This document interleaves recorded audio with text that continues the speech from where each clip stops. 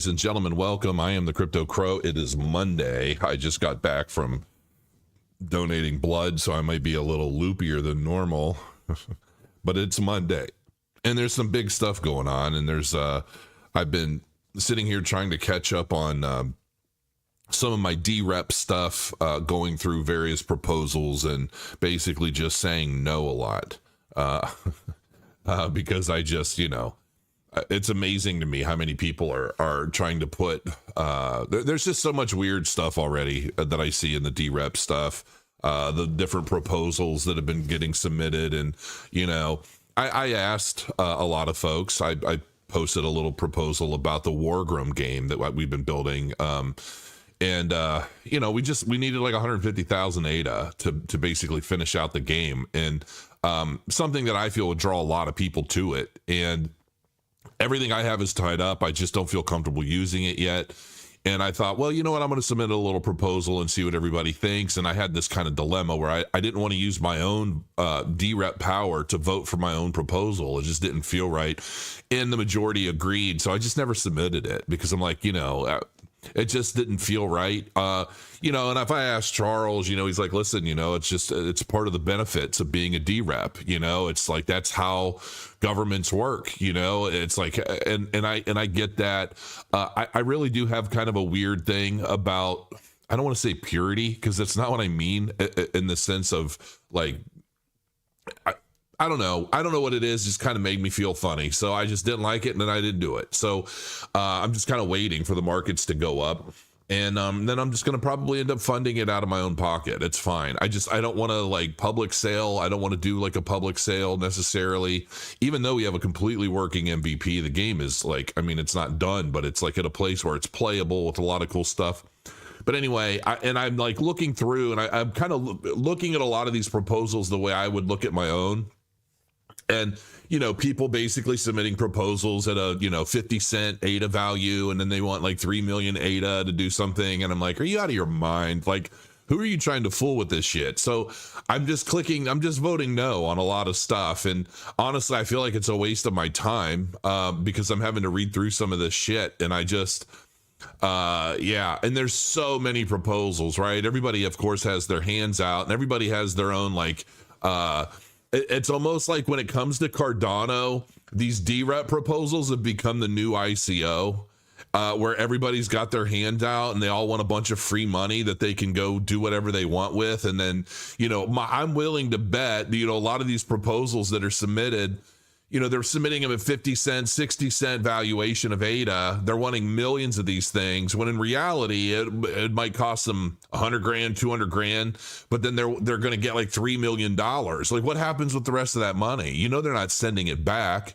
And on top of that, a lot of these proposals just simply are not itemized enough. And there's no accountability for failure. There's no accountability for anything. And, a part of me feels like a lot of these companies, especially companies that are submitting these proposals, should almost have to do it as kind of a loan in some sense, where, it's like, hey, it's going to cost us this much ADA. Maybe they have to like stake their ADA, or they have to like deposit it into an escrow account, and then they're able to like get funding from the group, submit proposals, and they, maybe they have 500,000 ADA, right? And they need 300,000 ADA to build whatever they're proposing. And then once they've completed that, then they get their ADA back, and then their escrow ADA is unlocked back to their wallet. I just feel like there needs to be some accountability instead of it being just one consistent cash grab where everybody's trying to cash out, get a bunch of free money on the side that they don't need. I just don't like it. I don't like the way that works, and I'm really not quite sure what to do about it.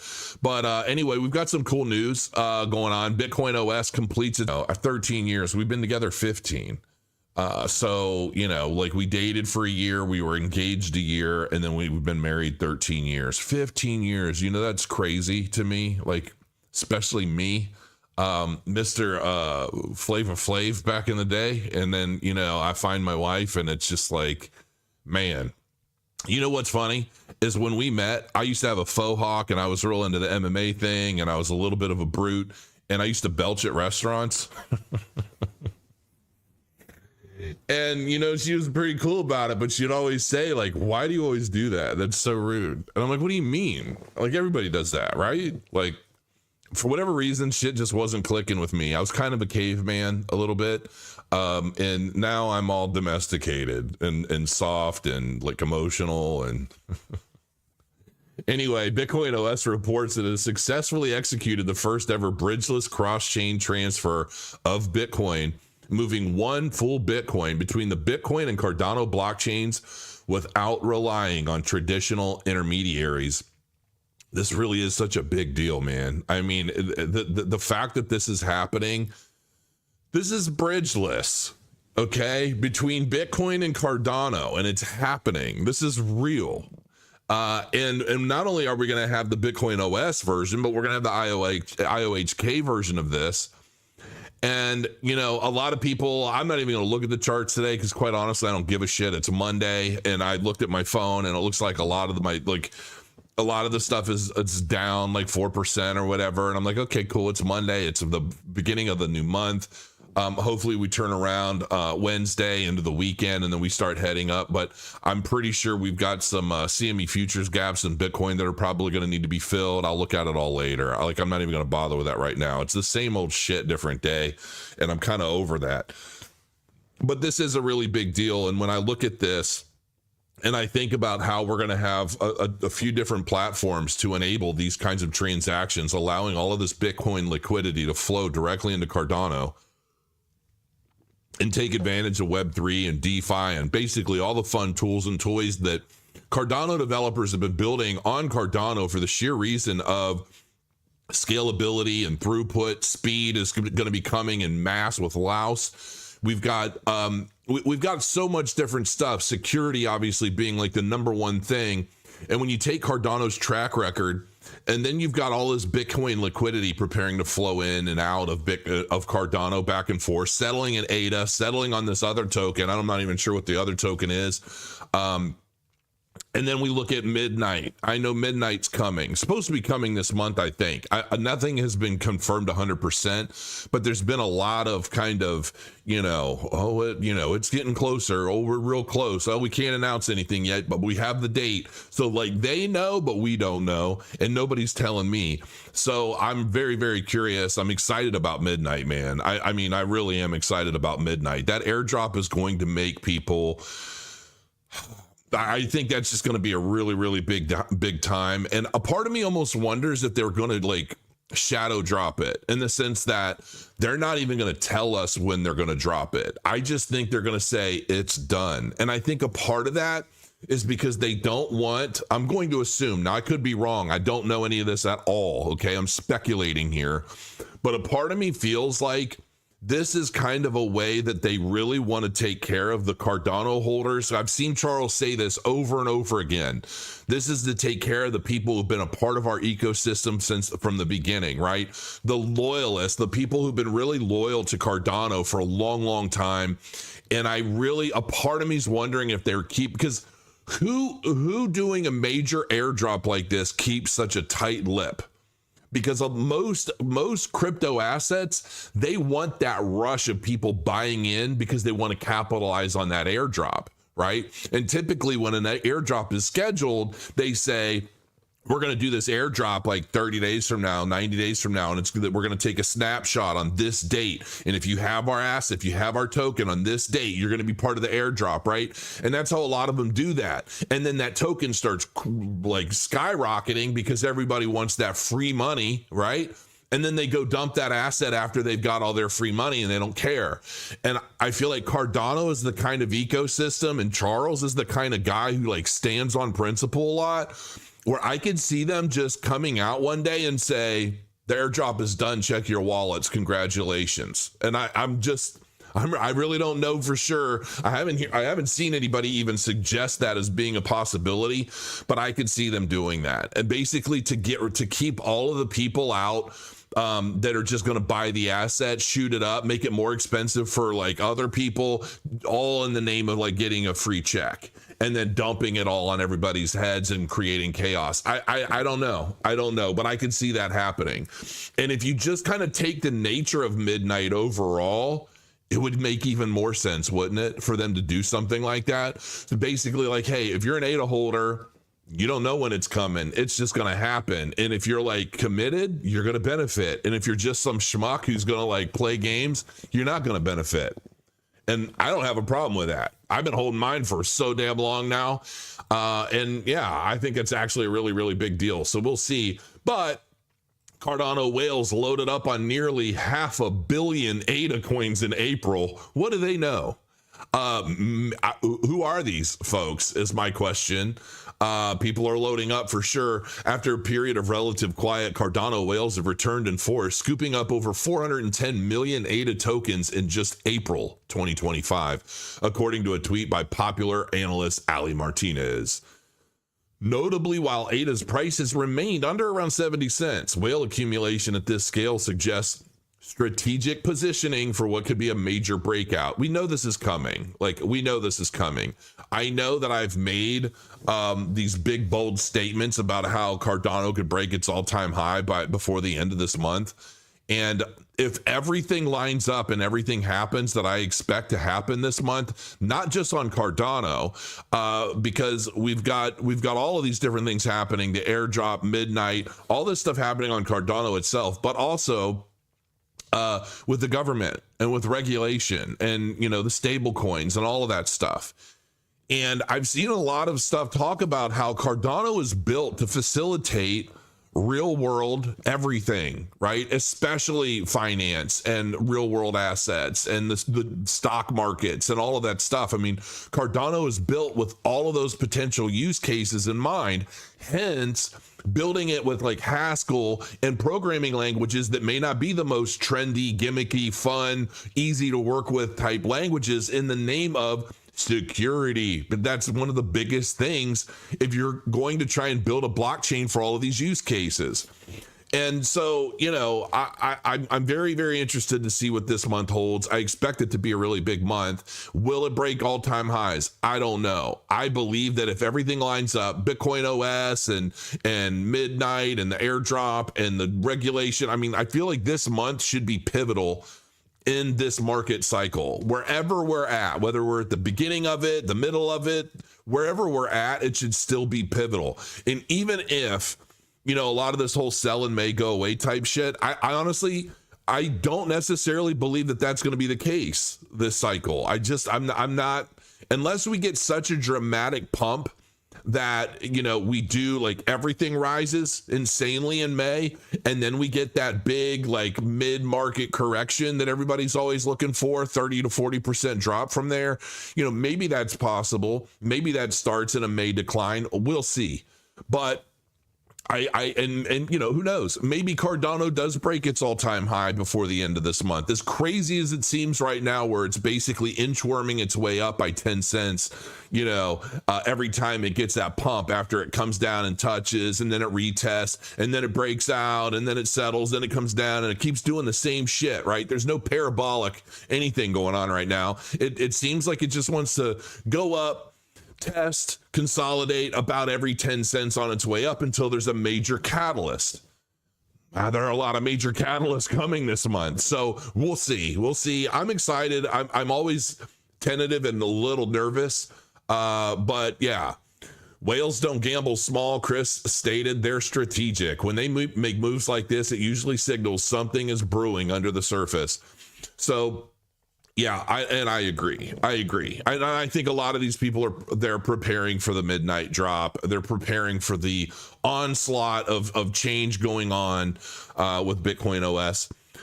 Ladies and gentlemen, Billy Boltz, my first fictional book, has officially launched on Amazon today. I set the release date of my book for May 5th because it's my wife and I's anniversary, and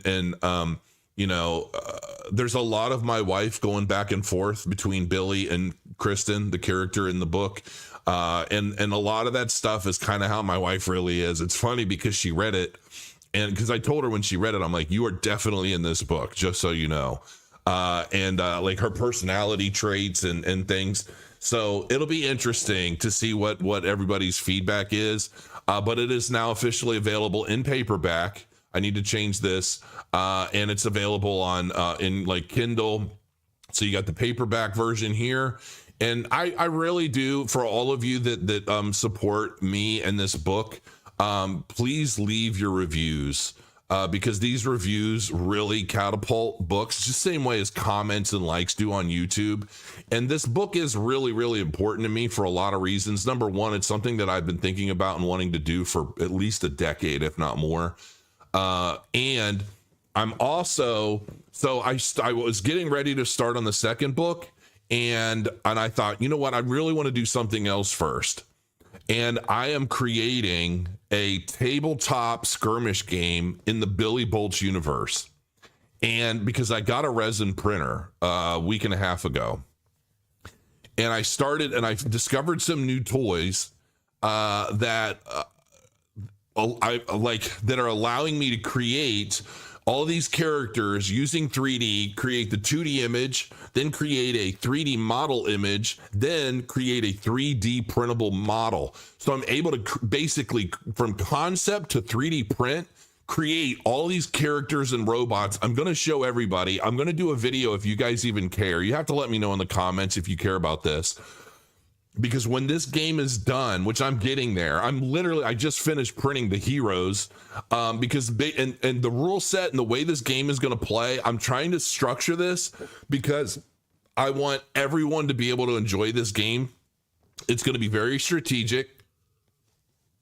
It's actually going to be a lot of fun, and I want everyone to be able to play it on like a 1 foot by 1 foot board, and I want kids to be able to play it during like lunch break at school, and I want people to be able to pull it out, play a skirmish game over 45 minutes, have a lot of fun with it. You're going to be able to 3D print the miniatures. You're going to be able to paint them. I'm going to basically release things as STLs, but there are cards.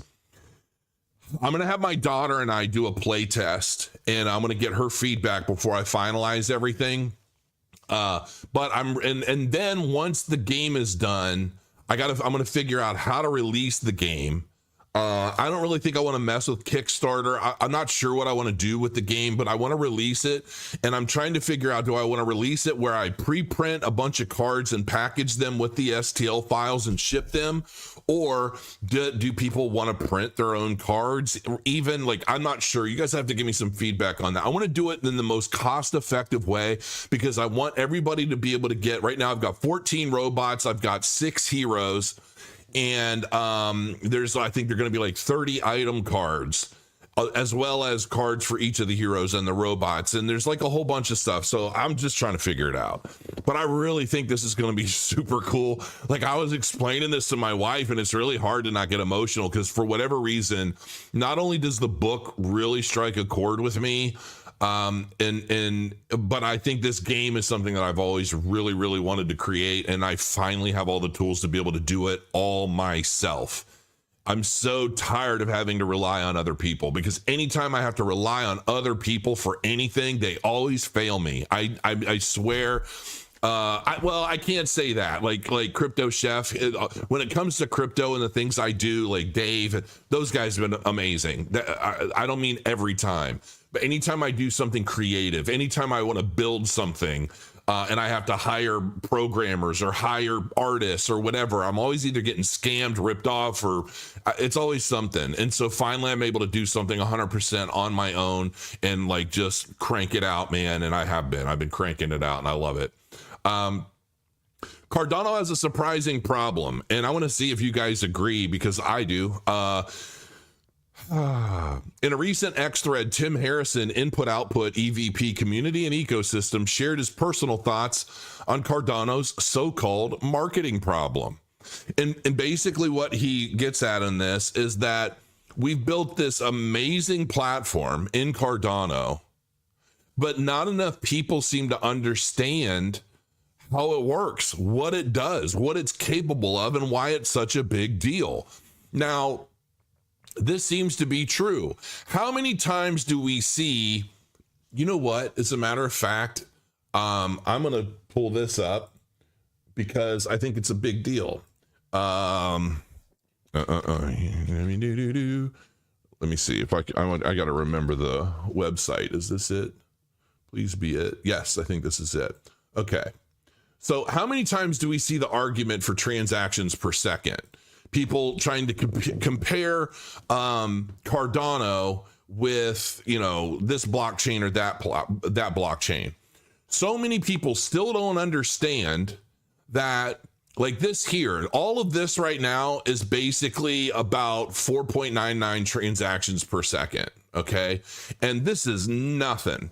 You'll see stuff on here where there'll be 1,000 different blocks, items, things within the transactions, right? And that would be classified as like 4 transactions per second. And so it looks small because the way other chains do it, it's just a completely different ball game. It's so hard to explain and break down for people. But Cardano effectively doesn't have to have as many transactions per second because so many transactions, if you will, or instances are happening within each transaction. And it's a big misunderstanding, a big misconception as to what Cardano's capable of, and it just does not get the credit it deserves. You know, there's a difference between taking 100 pennies and each one of those pennies being a transaction, right? Going from point A to point B, or a smart contract calculation or settlement or whatever it is, right? You've got a roll of pennies and you got each one of those pennies is a transaction. Maybe on this chain, every one of those pennies goes through, right? And maybe all 100 of those pennies goes through in a second. But what happens if you take that same transaction and you put 3 rolls of pennies in it in that same transaction? Now you've got 3 times the number of instances being settled and resolved on chain, but it's only 1 transaction per second. Which is better? That's basically what it boils down to. And so we're seeing a lot of this stuff, and I believe that's really what he's trying to say, is there are so many misconceptions and misunderstandings because Cardano does things in a much better way. And so people that are trying to understand the technology behind Cardano, they're constantly hitting walls because they see all of this misinformation, disinformation, whatever you want to call it, from other camps. And so they're believing a lot of it and they simply just don't understand. And so, yeah, it's a big question. Like, how do we remedy this in a way that I feel like a lot of the institutions and a lot of the developers know a lot of this stuff, but the layman's, the retail market, they're just constantly being bombarded with wrong and bad information. Sometimes even by me, let's be real. Like, I don't ever understand every nuance. And sometimes I've said things where Charles has corrected me. He's like, hey, you got this wrong. And I'm like, oh shit, I'm sorry, I need to fix that. So yeah, I mean, we do have a marketing issue where we need to get better at addressing what Cardano is capable of from here, because I think we're reaching some significant milestones now that really just need to be addressed. And, you know, it is what it is. But on May 4th, 2025, we successfully demoed the first bridgeless transfer of Bitcoin between Bitcoin and Cardano's mainnet. I'm super pumped. I can't wait to see more stuff about IOHK's version, because IOHK's version is the one that's going to settle in ADA. That's the one that all the Cardano holders really want. But this isn't to take anything away from Bitcoin OS and what they've accomplished here. This is huge. And you know, while this definitely helps Cardano in a huge ways, is it like their rightful claim to be able to claim like settlement transaction fees and things like that in their own native token? Yeah, I mean, honestly, I feel like it kind of is, even though it rubs Charles wrong. I mean, they did it first. They planted the seed for all of this. Is it necessary? No, it's not necessary. They could easily have just done this to settle in ADA, but then what would they really be getting out of it? So, you know, it is what it is, but I'm pretty happy about it. And you know, hey man, this is what caused Charles to say, well, we're going to create our own version that settles in ADA. why didn't we do that a long time ago? You know, if it was a possibility, why it took somebody from the outside to say this is a possible thing, we're going to do it. And then everyone else got whipped into shape and said, you know what, they're right. We should be doing this ourselves and make sure it settles in ADA so that, you know, the ADA blockchain Cardano really benefits from all angles of this thing, not just this side or that. So, yeah. How is my, it looks like I got a couple notifications for a couple of drop frames. It doesn't look like anybody's complaining too much. So, I'm going to take a quick moment and address any funny or cute or questions. And then I'll let you guys go about your day because it's Monday. I got to pull these models that I just printed off my 3D printer, and I've got a whole bunch of stuff, and probably need to take a break here soon too because I need to eat something after donating blood today. Hit that like, yes, please. That would be great.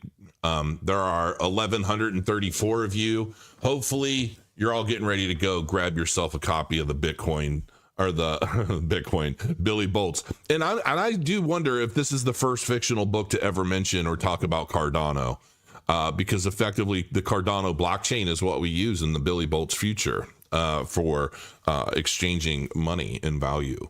So, yeah. I'm actually thinking about like if there's a way I might integrate some of that into the actual tabletop game as well. So we'll see. I'm going to blow this up a little bit bigger because I'd like everybody to be able to see it. And yeah, it's launched today on paperback. I encourage you to get the paperback though. You know, it's only a couple dollars more expensive, and I tried to make it as cheap as I could for the most part. Oh, what's up, Alex?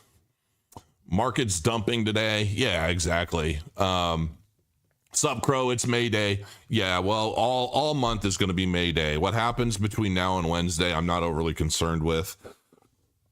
Tomorrow, if I go live tomorrow, I'll probably cover where we're at. You are King Jason. Keep up the good work. Well, thank you, Michael. I appreciate that. Got some connection problems. Okay. Yeah, I've only got 3 notifications, so it looks like it's happened, but something wrong with the mic. It looks like it's working. Mic seems fine to me. Okay. I know that I'm supposed to be doing some sort of Windows update too, and generally when that pops up, it just wrecks everything on your computer until you like reboot and let them put all of their spyware in your system. So that's what I'm working on. How do we move Bitcoin to Cardano? Lace not accepted. It's not a system yet. It hasn't officially launched. They just did the demo. Agreed, Crow. Seems logical for it to play out that way. This guy fights wimps to win. The guy fights wimps to win. This guy fights wimps to win. I don't even know what he's talking about. First Crow live in 6 months. Adam R., where you been, man? Hopefully you're doing all right.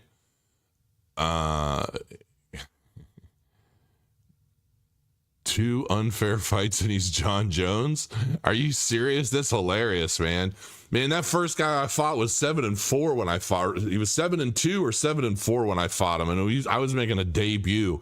So that guy had fought for me for years. So like to say that's an unfair fight, that's kind of funny. And Moon Daddy called me out on Twitter. So I didn't arrange that or set that up. They were all working on it to try and pull me in, and I accepted. So say what you want, dude, but it is what it is.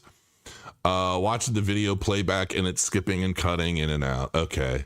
Yeah, it seems to be affecting some of you differently depending on where I'm at in the chat. Next MMA fight, Shaq versus Crow. I actually asked about that. I wanted to do that years and years ago. Shaq would take Crow's head off. Maybe, you know who I was really trying to get a fight with? I was trying to get a fight with Batista. Back in the day when he was making his MMA debut, and we happened to have we could say we had a similar boxing coach. My boxing coach worked with the owner of the gym who was Batista's boxing coach, and they wouldn't let that fight happen. That's all I can say about that. And he ended up losing his debut anyway. And then I thought, well, what about Hong Man Choi? I always thought that would have been interesting because that guy's ginormous. And but that, I think if that would have happened, it could have happened maybe in Asia or something like that. I'm not going all the way over there. So, yeah, and I definitely think my fighting days are done. I will say though, I was watching Sam Alvey on Karate Combat this weekend. And man, that guy just shocks the hell out of me every time. Nothing but love and respect for Sam Alvey. There was a time when, like, after the Moon Daddy fight, I felt really bad, and I'm just like, man, I don't want to do this anymore. And then I thought, I need to fight like just a killer. I need to just fight somebody that will push me to like serious limits, and really see what I'm capable of and really drive me to get in the best shape of my life. And I thought, who better than Sam Alvey, right? And because he's like, there's no vindictiveness in him. There's no, like, he's just here to make a paycheck and live his dream. Like, there's no, and I like people like that, because those are always the guys I root for. Like, I always root for the guys that are either seemingly like the underdog or just the people who rise up, but like they're not the heels, you know what I mean? Or they're not just nasty. And Sam Alvey is like the epitome of that to me. He's like a real champion. He's a really good dude. And what it's like, but he's somebody that, like, if I fought him and I just by some stroke of a miracle happened to win the fight, I wouldn't feel bad. I wouldn't feel bad because I know he's like veteran through and through. He's been through it all. He knows what he's into, but I'm just like, man, I'm getting closer to 50. And I just, my wife and I've talked about it a couple times. She's like, you just have no business. And I'm like, yeah, you're right. I just don't. So it is what it is. But I don't know who this dude is, but yeah, I think he spends a lot of time thinking about me, whoever it is. Palm has been on fire lately. Okay. I'm not familiar with that. Charles is still, you're an idiot. How old are you? Oh, you're talking to the silly guy in chat.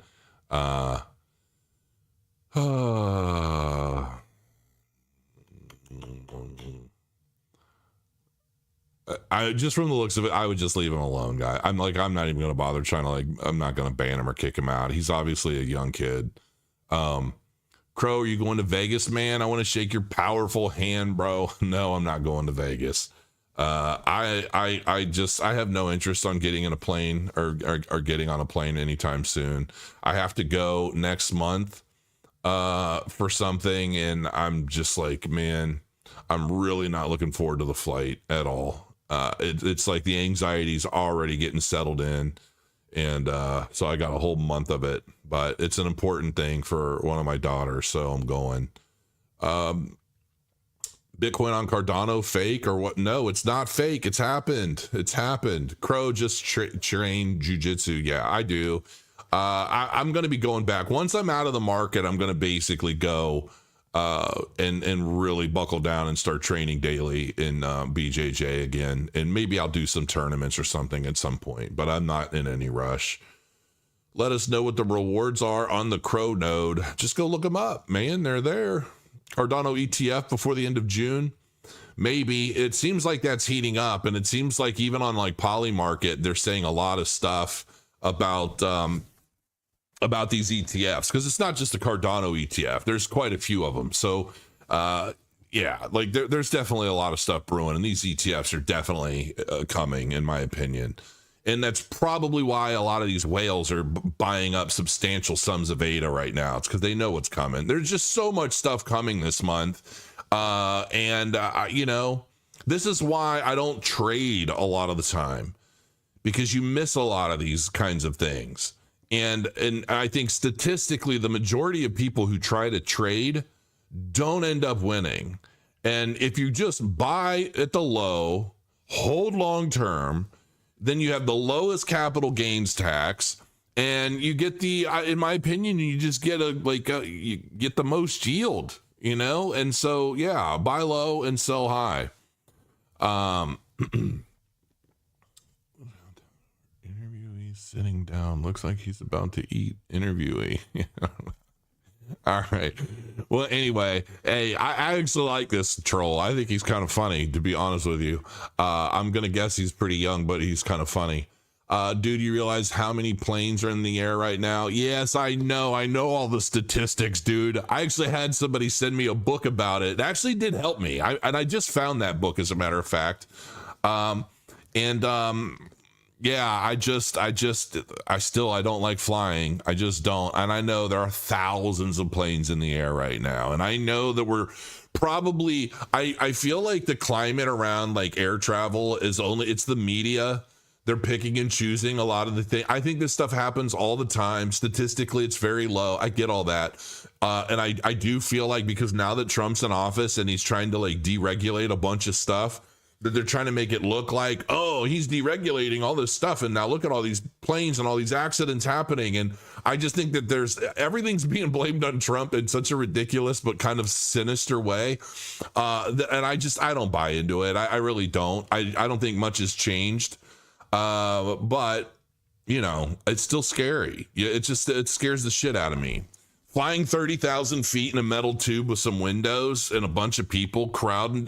It does something to me, man.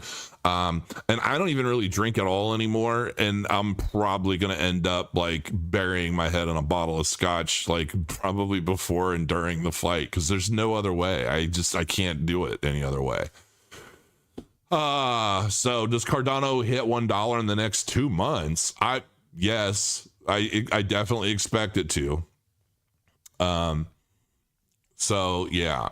All right, folks, it's about 37 minutes in. That's not too bad. I don't want to take up too much of your Monday. I do appreciate you guys joining me. Make sure you check out Billy Boltz, will you? Because I'm going to check some numbers tomorrow. I'm hoping some people give a shit about my book, because it means a lot. And even if you don't like it, like, your young adult will probably love it, especially if they're a nerd, if they're into tech, if they're into robots, if they're into all that kind of fun stuff. It's a coming of age story, you know, that I think a lot of people my mom seemed to really like it, but she's biased. So I don't know. You guys will have to check it out. Give me some feedback. And if you do pick up the book, make sure you leave a review. I'd really, really appreciate that. And until next time, thanks for joining me today, Monday. It's a Monday. Crow your coins. I'll see you soon.